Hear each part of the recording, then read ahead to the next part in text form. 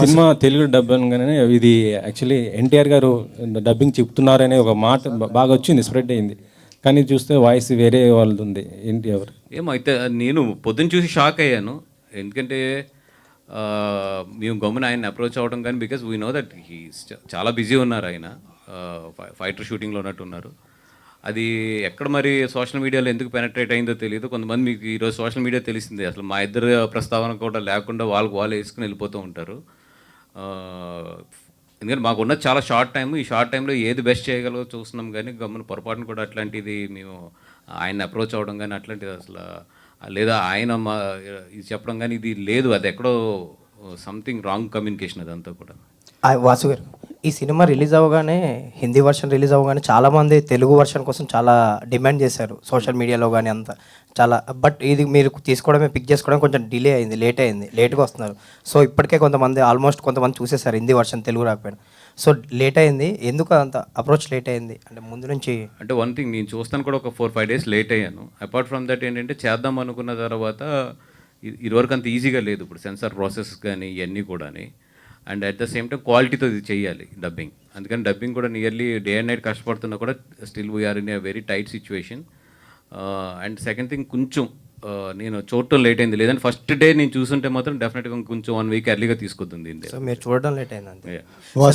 జనసేనకు సంబంధించి జనసేన యానివర్సరీ రాబోతుంది, దానికి సంబంధించి సెలబ్రేషన్ సంబంధించి మీకు బాధ్యతలు అప్పగించారని బయట అనిపిస్తుంది. ఎలా ఉండబోతుంది celebrations?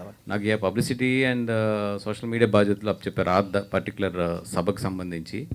I will give my best support. And అధికారంలోకి వచ్చిన తర్వాత ఫస్ట్ ఆవిర్భావ సభ కాబట్టి డెఫినెట్గా అందరూ కూడా చాలా హ్యాపీ మూడ్లోని అండ్ చాలా గట్టిగా పెద్దగా ఒక చరిత్రలో నిలిచిపోయే ఒక విధంగా తయారు ఈ సభ జరుగుద్దని చెప్పి అనుకుంటున్నాను. చాలా గ్రాండియర్గా ఉండబోతుంది, చాలా గ్రాండ్గానే చేస్తారని అంటే నాకు ఆ వైబ్స్ అయితే తగులుతున్నాయి. అమ్మ నాకే ఈ డిమాండ్. అయితే యాక్చువల్లీ చావా లాంటి ఇంత పెద్ద మూవీ వస్తున్నప్పుడు, బేసికలీ మన తెలుగులో ఏ మూవీ వచ్చినా కూడా ఆల్ లాంగ్వేజెస్లో పాన్ ఇండియా మూవీగా వస్తుంది. కానీ చావా లాంటి ఇంత పెద్ద సినిమా వస్తున్నప్పుడు ముందే మన తెలుగు ప్రొడ్యూసర్స్ కావచ్చు, బ్యానర్స్ ఎందుకు ముందుకు వెళ్ళలేదు? అంటే ఈ మూవీ మీద డౌట్ ఉండి బాక్స్ ఆఫీస్ సేక్ చేస్తే తీసుకుందామని చూసారా అట్లా అసలు?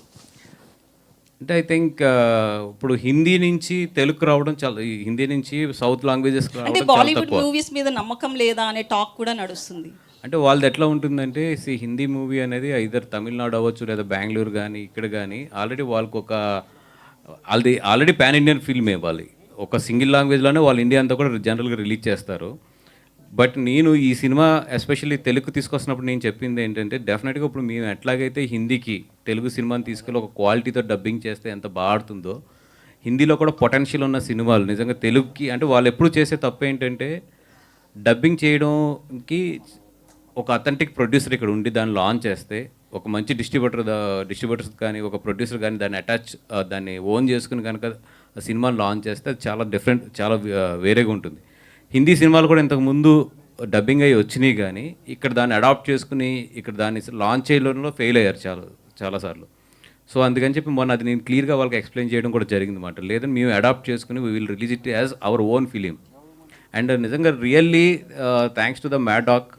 ఎందుకంటే మీరు చూస్తే ఇప్పుడు గీతార్ట్స్ బ్యానర్ వాళ్ళు రైట్ సైడ్లు ఇచ్చారు. అంటే ఒక సినిమాకి ఏంటంటే పోస్టర్కి మాకు లెఫ్ట్ సైడ్ అప్లో ఉంటే కనుక అది మెయిన్ బ్యానర్ అని లెక్క. నేను ఫస్ట్ వాళ్ళకి పోస్టర్ వేసి పంపించినప్పుడు గీతార్ట్స్ నేను రైట్ సైడ్ వేసి పంపించాను. బట్ వాళ్ళు గీతార్ట్స్ మీద ఉన్న రెస్పెక్ట్ కొలిది they changed it to the left. వాళ్ళది చాలా మంచి కంపెనీ మ్యాడాక్ అనేది, you know that very big company. But they also respected Geetha Arts very. And లేదంటే ఇది తెలుగుకి వెళ్తున్నారు కాబట్టి యువర్ బ్యానర్ ముందే ఉంచండి అని చెప్పి they respected us our banner so much. And I'm in front of the media I'm very thankful to the Maddock the way they gave us the respect. అయితే డబ్బింగ్ ఎవరెవరితో చెప్పించారండి? ఎందుకంటే ఆర్టిస్ట్ అంటే ట్రైలర్లో కొంతవరకు చూస్తున్నాము డబ్బింగ్ విషయంలో. అంటే ఇదేదో యాక్టర్స్తో ఇలా కాదండి, వెరీ క్లియర్గా డబ్బింగ్ ప్రొఫెషనల్స్తోనే మొత్తం హ్యాండిల్ చేసాము.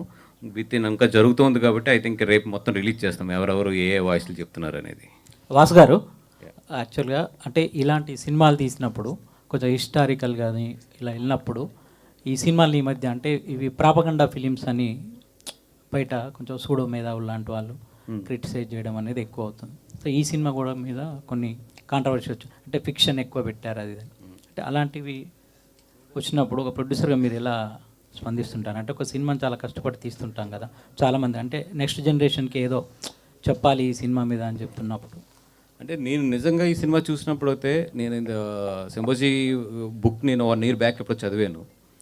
ఎక్కడో ఏంటంటే అరే భలే ఉంది నిజంగా, ఇట్లాంటి సినిమాలు ఇట్లాంటి కథని సినిమాల కింద తీసుకుంటే బాగుంటుంది కదని నాకు 1.5 year క్రితం, నాకు కరెక్ట్గా టైం లేదు కానీ అనుకున్నాను. బట్ ఎప్పుడైతే చావా అనేది ఒకటి జరుగుతుంది ఆల్రెడీ అని తెలిసినప్పుడు ఐఎమ్ వెయిటింగ్ ఎట్లా ఉంటుంది ఏంటి అని చెప్పి.